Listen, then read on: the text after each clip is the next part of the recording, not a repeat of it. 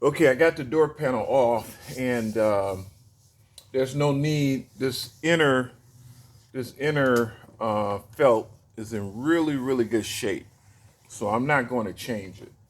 I'm not going to change it. There's no sense in tearing it apart and just changing it for the sake of changing it.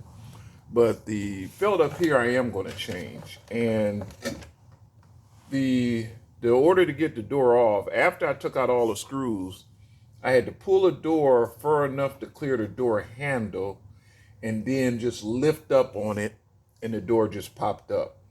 Then I unplugged the light. I did have to take the speaker off. The speaker, I had to take it off and to get the door out as well. I took the speaker out, but the speaker had an exterior mount from when they did that aftermarket audio system on here. So anyway, in this felt up here, I'm going to have to loosen this screw, I think and this screw in order to pull the guide on the window away from this felt, and the window will be able to come back some. Then I got to drill this rivet out. I got a rivet on the end, and I got a rivet down here. But the rubber molding that goes around the door, I was looking at one online last night, and I'll probably order a new door molding later, and I'll do that job. But in order to do that job, I won't have to take the door panel off. I'll be able to do that job while the door panel is on. So anyway, I got to take a screw off here and screw off here. Then I'll be able to peel this rubber back, and I'll be able to get that rivet there. I'll do the screw on this end and here, then I'll peel this back and get the rivet over there. Then I'll have the task of pulling the old felt out and putting the new felt in. And once it's done, it's going to be great because when you look at the car, if you just do a little thing every now and then to a car, before you know it, you didn't kind of tidy the car up, to a more pristine look. But it does take a moment of time, and with this COVID-19 vacation that we're dealing with, layoff, it gives me a little time to kind of get in here and do some things I like to do mechanically. All right, I'll see you once I begin to get the felt off. These are 10 millimeter screws up top for the felt.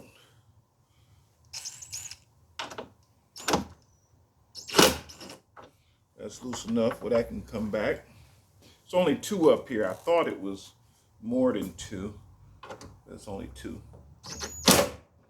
That's nice and loose. They let the window drop a little bit.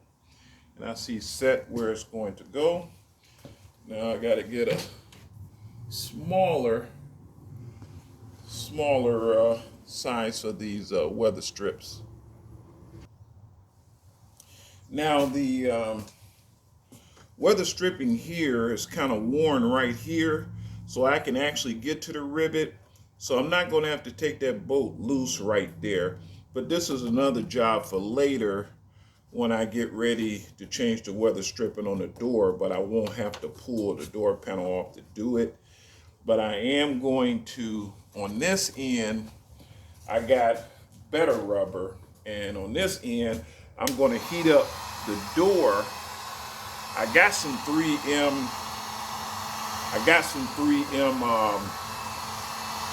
weather adhesive, because after this is bolted on, it's also glued to the steel. So I'm going to have to peel this back at the top. But what I'm going to do is try to heat up the door, so when I peel it back, I won't tear as much of the rubber as you normally would, because in removing this to change this felt, you're going to tear some of the rubber, but with the rubber adhesive, you'll be able to repair it back, but that'll allow me to get to that rivet that's here on the end. So I'm going to continue to heat that steel up for a little while, and as it heats up, then I'll go ahead and peel this rubber back. See, it's coming up a little bit easy already.